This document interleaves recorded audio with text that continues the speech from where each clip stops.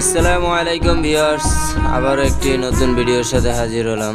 Charger বাদাই winding machine fully auto.